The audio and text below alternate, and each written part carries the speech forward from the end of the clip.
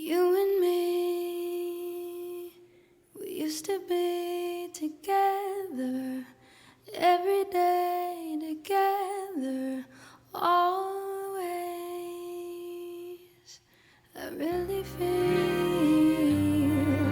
that I'm losing my best friend. Can't believe this could be the end. And it looks as though you're letting go.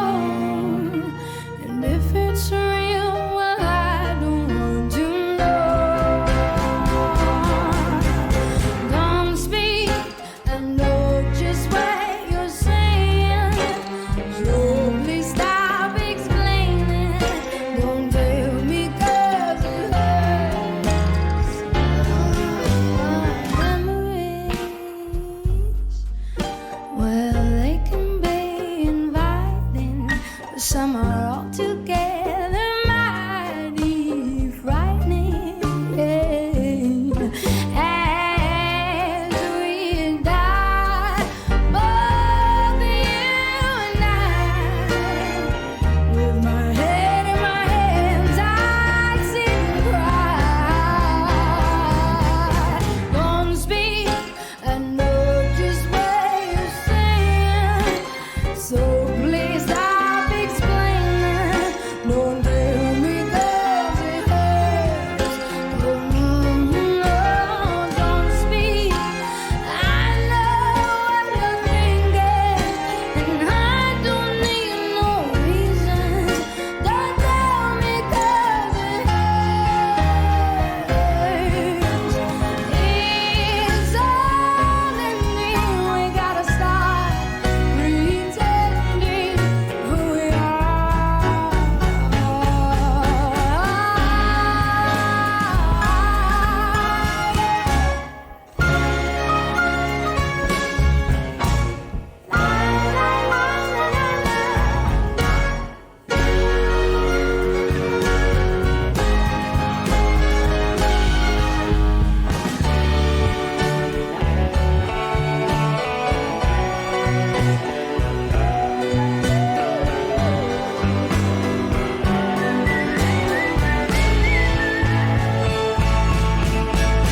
Don't speak. I know what you're saying. So please stop explaining. Don't tell me 'cause it hurts. No, don't speak. I know what you're thinking. So please stop explaining. I know you're good. I know you're good. I know you're real good. I know what you're thinking. So please stop explaining. Don't speak. Don't speak. Don't speak. Don't speak. Hush, hush, darling. Hush, hush, darling. You and me, I can see is dying, aren't we?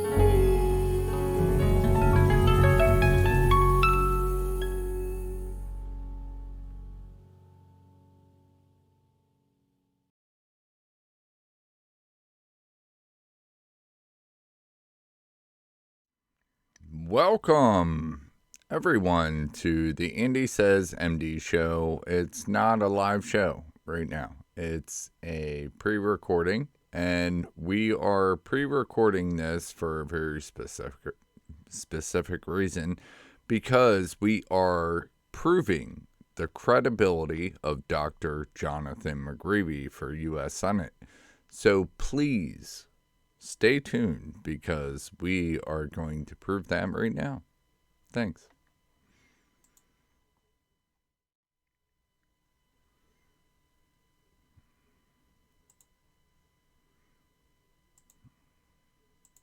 Welcome, everyone, to this interview. Andy says here with Alley for Truth, Linden Leaders, and Dr. Jon McGreevey, who is running for U.S. Senate in Maryland this year. I thank all of you for being here. Dr. Jon has extensive knowledge and background into corrupt organizations through deep cover operations, among many other things we will get into at a later time. Today, January 30th, in the year of our Lord 2022, we have some specific questions about the credibility of Dr. Jon McGreevey. All of us know, or should now know, about these smear campaigns of misinformation and disinformation and straight bold-faced lies that are targeting a good chunk of the American people, particularly the people who have risked the lives of themselves and their friends and family to bring the truth to us. Freedom is not free. Whistleblowers are the people who have seen it with their own two eyes, experienced injustice, or have come across very sensitive information that often results in the difference of life and death. Whistleblowers make a selfless choice. No stranger to these extremely difficult decisions to make is America's friend, Dr. Jonathan McGreevey. John, I want to jump right into it. We all have some questions for you.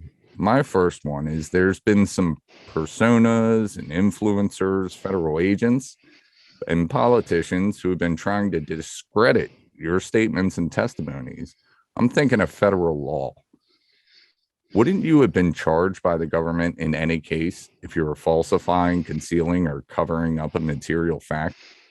Absolutely. And I'm vetted and qualified as an expert on many different things when I testify in court. There are dozens and dozens of people in prison, 25 years or more, many of them for life, terrorist activities, things like that, that were put there on my testimony, things I've done undercover. If there was a question about any of that, they wouldn't be sitting there. If the court didn't accept me at every level as an expert with a proven background, then they would never been able to prosecute those cases.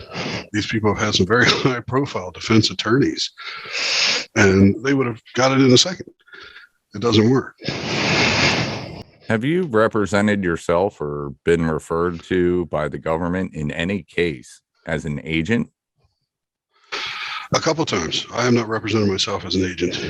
I would be a deep cover informant or an expert on different aspects of the case. And I was always available for rebuttal. That's part of it. Many times people would challenge a part of a charge later on or part of a sentencing later on, so you had to be available for rebuttal. But the court, at different levels, different cases, has referred to me as an agent.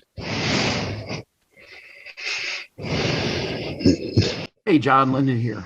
I have some questions about the Cheryl Atkinson case. This is a case that's still ongoing, right? Yes. Can you tell us a little bit about how the case began? Do you have details on it, like who was involved and who is involved now? Let's start with my involvement, I suppose. I was on Twitter.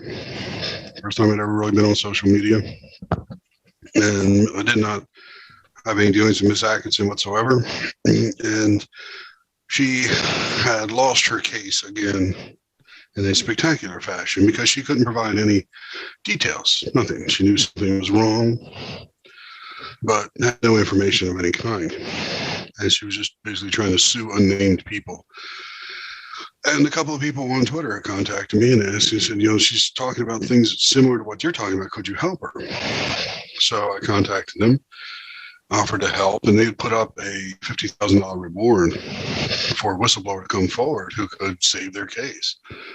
So I contacted them, told them who it was, and they vetted everything. And I told them right up front I wasn't interested in the money. I wanted to see these people prosecuted. I said, so if I can help you do that, I will. But Atkinson made it very nasty. She wanted it to be all about herself. There are lots and lots of victims. These people, like I've said many, many times, they were legal surveillance on many people, judges and politicians and business rivals, things like that.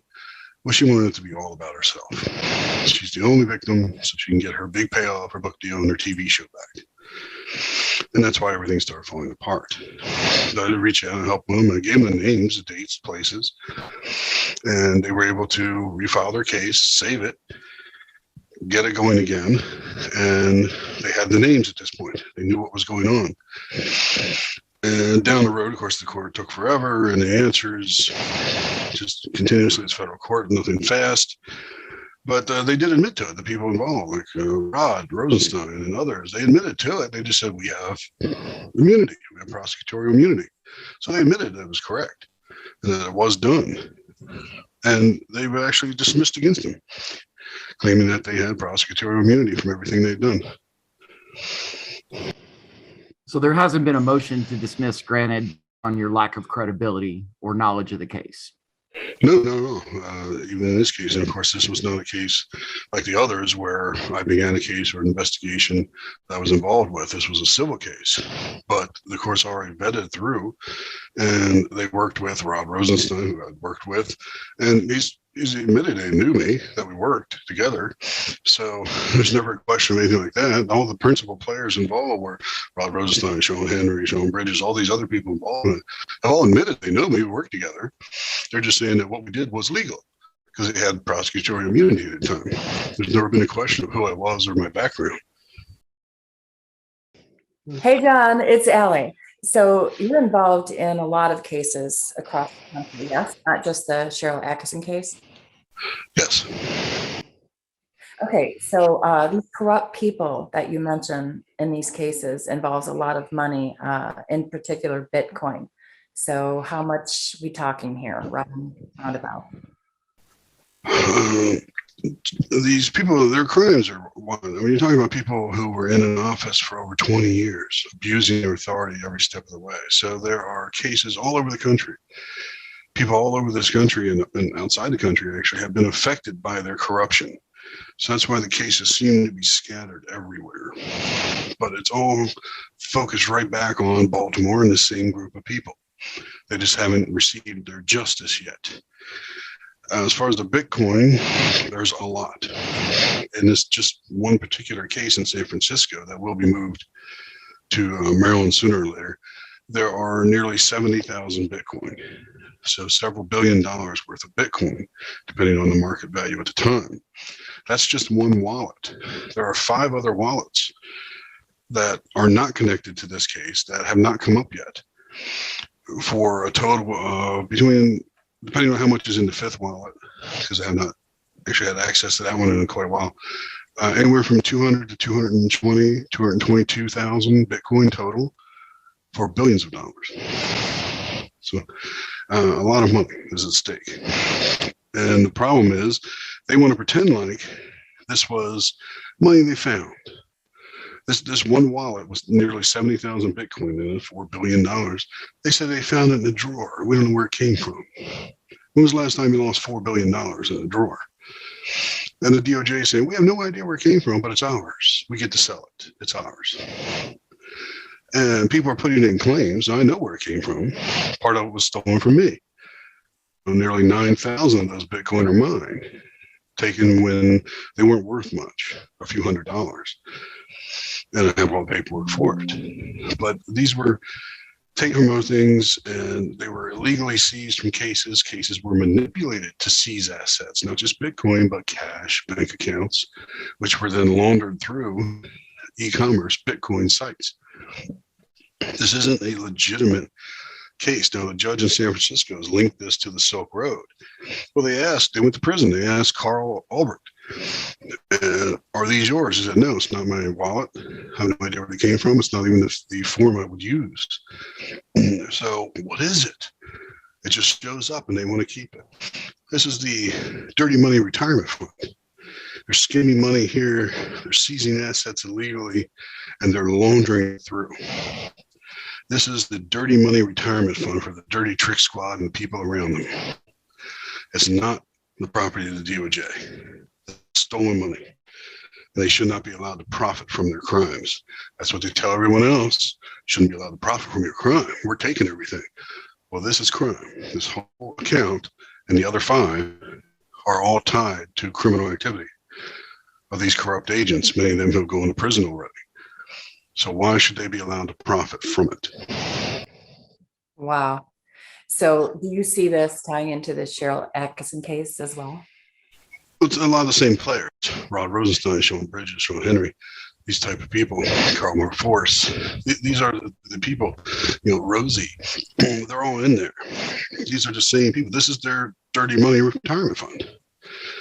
And they want it. Now, remember one of them, Rosati, just threatened me publicly, actually thinking he was talking to someone else.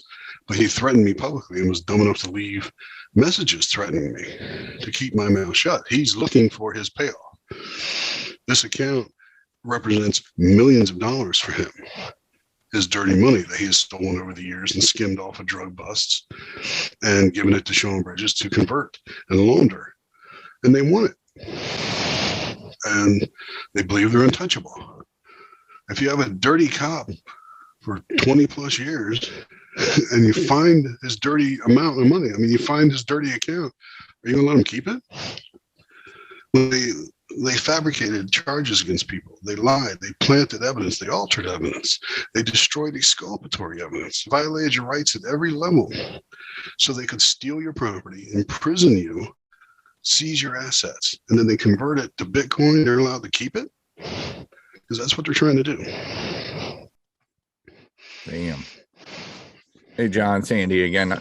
Now, you've been vetted by tons of people, courts, governments, agencies, even private teams. First, I want to ask you about Lynnwood.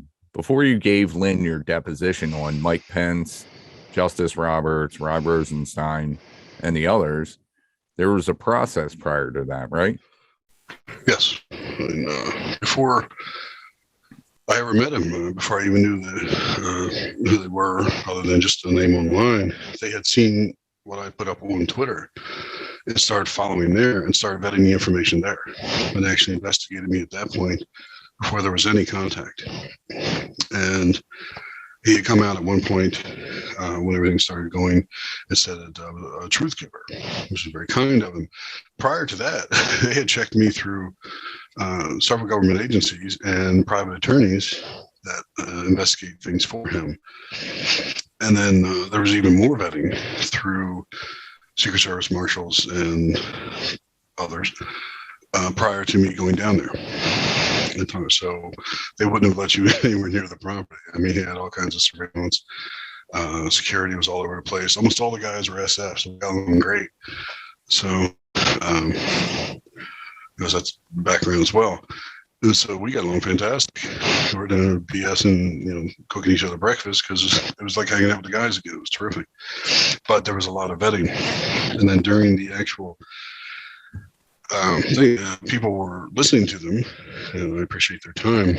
But they said it didn't sound like Lynn, and it wasn't. It was actually his two top people, his security legal staff leader and his private assistant as well, were the ones asking the questions. And that's because he was actually on the phone with the White House at the time and marshals and Secret Service.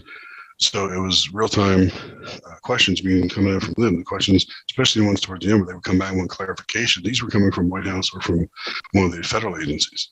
They'd ask a question, they wanted more clarification on something because it was time going around. That's why it seemed a little awkward, and we had to do it in sections, per topic, because many other people were listening. Wow. Now, Lyndon mentioned before about the Atkinson case, and so did Allie. The government isn't dismissing your testimony. What agency or did the court vet you and the information you were testifying to? Atkinson vetted in the beginning. That's why she had gone with it. And then she was, of course, suing the DOJ, the FBI, Secret Service, because Bridges was Secret Service. And they came back, all of them vetting me. They knew who I was. They didn't, the FBI had a problem with me, but who cares?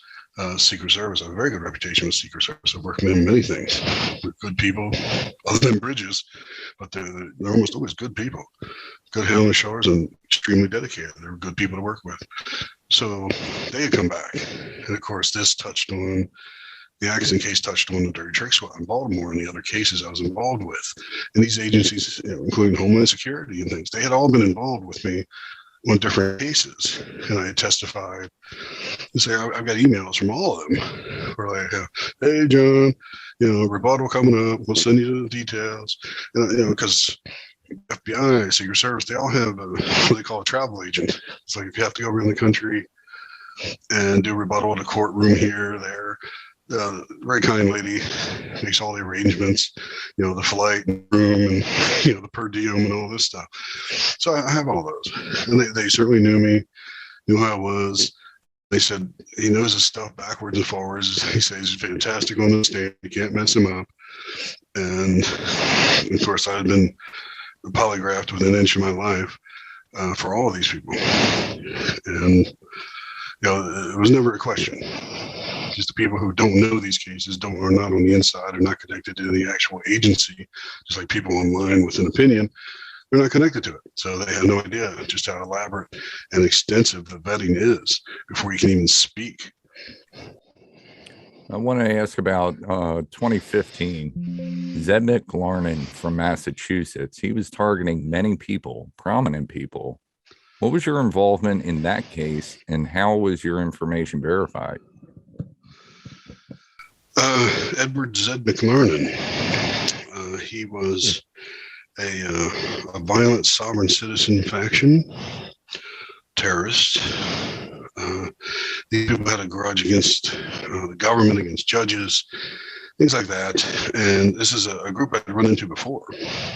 Actually had a very long interaction with them off and on, off and on. But when they started getting really violent, when they started procuring heavy weapons, using explosives, weapons, rocket launchers. It was actually anti-tank missile was the biggest one they had. But those were to take out courtrooms. But they were targeting federal judge F. Dennis Saylor, former governor Martha Coakley, and Lisa Monaco, who at the time was a Department of Homeland Security advisor to President Obama. And they were going to take out her whole family. And they had the plans in place to do it. They'd already had them all under surveillance, provided all of that. And I was working with them. I went to Department of Homeland Security, and they immediately dumped on the FBI, which brought back the FBI right back on me and Secret Service, because Lisa Monaco was close to Obama. Well, they vetted like crazy. They already knew a background, but they of course will vet you on this particular case. Then there's another vetting process where they know you're undercover, and they want to make sure that you're not part of it. You're not a criminal. You didn't turn, or you're not too involved. They want to make sure that you maintain your professional distance, because if you're in there doing something and it comes up in court, it ruins everything. So, you're in court, it's like, oh, I never did that. And then there's a video of you somewhere partying your butt off, So they will vet all of that as well to ensure that any of your actions were professional and not over the line where it would compromise an investigation. And to that end, they did that for a week, daily 12, 14-hour sessions. And at the end, because you passed all that, the Secret Service and the FBI were reporting directly to Obama at night. He got an evening briefing, usually between 8 and 9, of the activities and what they were doing with me. And that set up a big vetting process with the Secret Service. For 3 days, I'd been interrogated 14 plus hours a day, no food for a day and a half. And then we got into the actual process. So I had an 11-hour intensive interrogation, and they keep it intensive to try and trip you up, make you nervous, things like this. So it's like, eventually you'll mess something up. So this is over a week now of this, but there's a 11 plus hour, very intensive questioning, back and forth, different versions of the same question, things like this, where if you're lying, it'll paint a pattern. After this 11 plus hours, there was a 7.5 hour polygraph. And generally polygraphs are not that long. 30 minutes is a big one. And this was 7.5 hours. And the transcripts, the judge actually questioned it. He thought it was a typo. And the prosecutor was even forced to admit that, it actually went that long and passed with flying colors. They brought in, the Secret Service brought in their 2 top polygraphers. These guys fly all over the world. They would go into combat zones, talk to special operations personnel. These are the only two who will polygraph anyone who stands next to the president with a weapon in the Secret Service. They're the only ones to do it. This type of thing. So they're not amateurs. Past all that, flying colors, no problem. And after that, things got weird and sealed and stuff. But they'd already vetted McCreevey. Now, this was FBI, Secret Service, and White House at this point, who had vetted my entire background and took it extremely seriously. Said McLaren ended up with 25 years minimum. I gave them his team. When they went to arrest the bomb maker, he blew up his neighborhood, injured 19 officers at once, had a 1,200-pound bomb in his barn. Only half of it went off, but he flattened everything for over half the neighborhood, killed himself in the process. But these were people who were tied to Boston Marathon bombing. They were going to kill Lisa Monaco. They were actually going to go in and torture and kill her entire family, film it, and then set the place on fire, and use the film for propaganda purposes. So these were nasty people. And they are in prison. The ones that resisted during arrest are dead, either by their own hand or by a takedown. And Zed is, of course, doing 25 to life. Wow, that's amazing. I got one more question, and I think we can sign off after that. I just wanted to ask you about Muhammad AlShinawi case. During that same time as the McLaren case, I might add, you gave testimony that saved thousands of lives. Can you go through that testimony and how it had such an impact? This one, to be honest, this one pisses me off. This one was handled poorly because of Rod Rosenstein, for the most part. Muhammad AlShinawi is in prison for 28 years for material support to ISIS. Now, he was a part of the terror group that I'd infiltrated years before. My friend, the doctor from Egypt.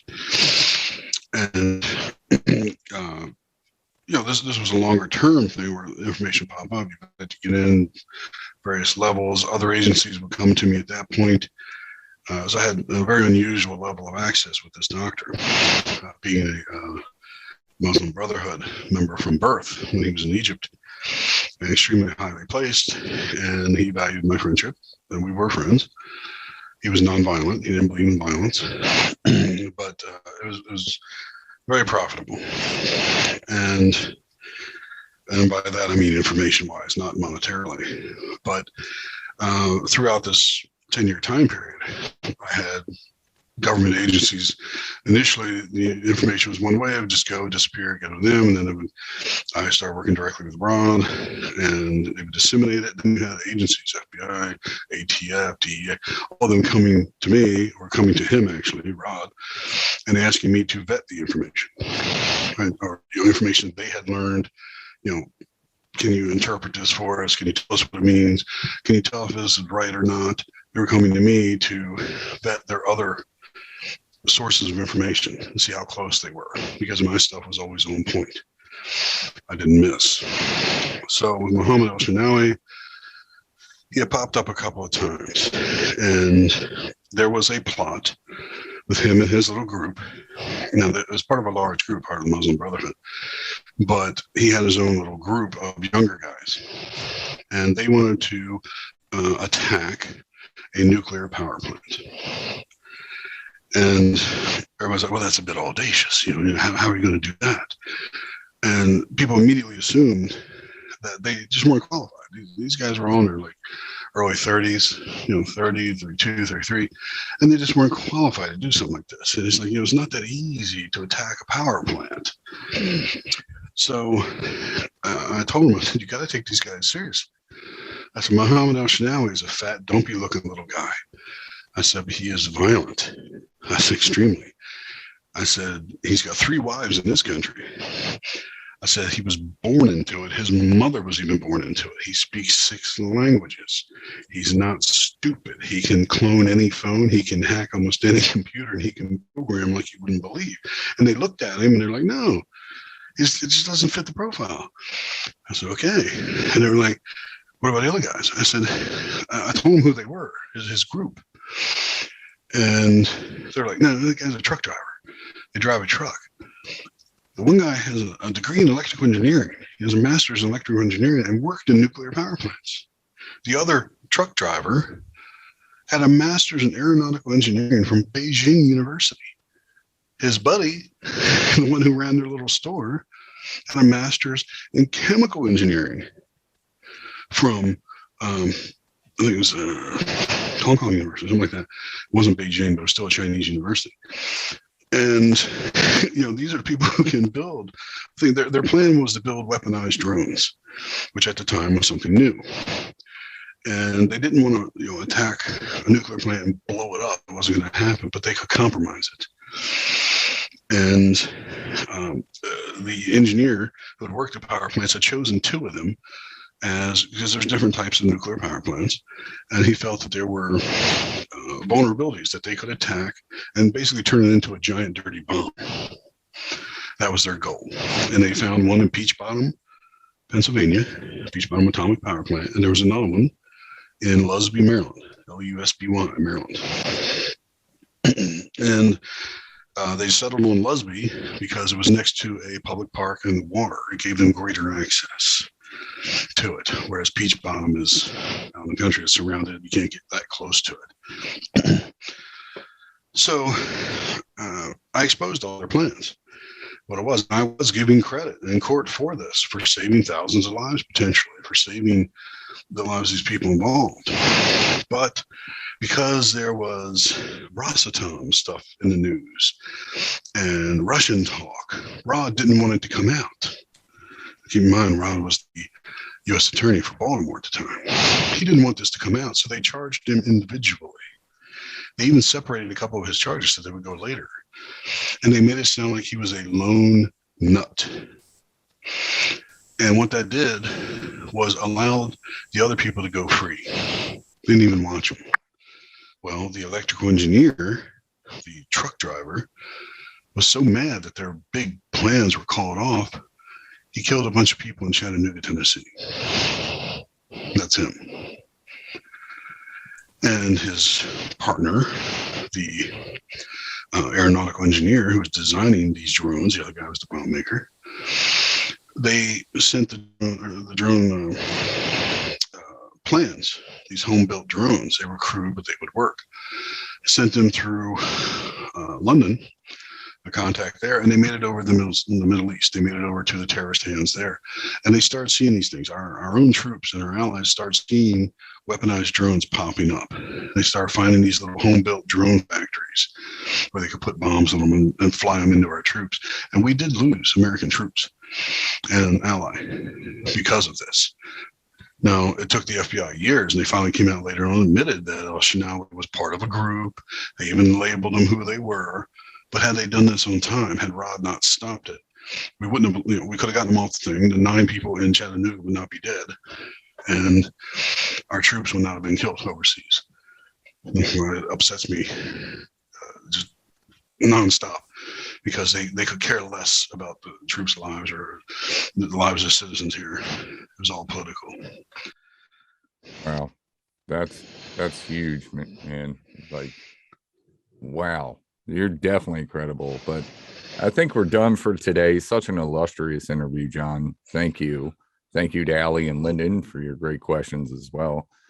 We definitely have to do something like this again. This is an amazing recap of Dr. Jon's information that he's already conveyed to the American people and people all over the world over the course of several years. If I had to say it myself, and I think maybe after this, I can say it on behalf of many people, there is no denying your credibility. There is no denying that you put others above your own interests. Thanks again, Jon. You certainly have my vote for U.S. Senate in Maryland. And a reminder to everyone, you can donate and volunteer by going to winbigvotepig.com. and support Jon because his credibility is undeniable. Thanks, Jon. Thank you. Thank you, everyone. I appreciate the time and the support, especially. I know it's not easy. We're all very busy and very distracted, but I appreciate everything, and we can win. We can do it.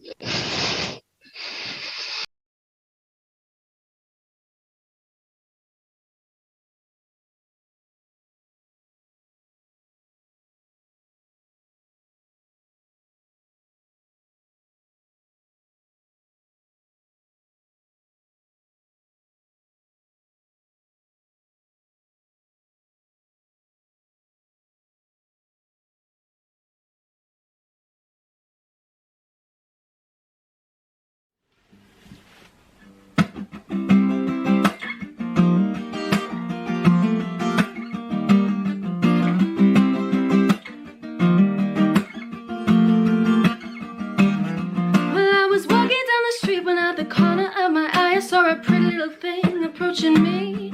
She said, "I've never seen a man who looks so all alone, or could you use a little company? And if you pay the right price, your evening will be nice and you can go and send me on your way." I said, "You're such a sweet young thing, why do you do this to yourself?" She looked at me and this is when she said, "Oh, there ain't no rest for the wicked. Money don't grow on trees. I got bills to pay, I got mouths to feed. Ain't nothing in this world for free. You know I can't slow down, I can't hold back, though. You know I wish I could. There ain't no rest for the wicked." So we close our eyes for good. Not even 15 minutes later, I'm still walking down the street when I saw a shadow of a man creep out of sight. And then he swept up from behind, he put a gun up to my head. He made it clear he wasn't looking for a fight. He said, "Give me all you got, I want your money, not your life. But if you try to make a move, I won't think twice." I told him, "You get in my cash, but first you know I gotta ask, what made you wanna live this kind of life?" She said, "There ain't no rest for the wicked. Money don't grow on trees. I got bills to pay, I got mouths to feed. Ain't nothing in this world for free. You know I can't slow down, I can't hold back, though. You know I wish I could. There ain't no rest for the wicked." So we close our eyes for good.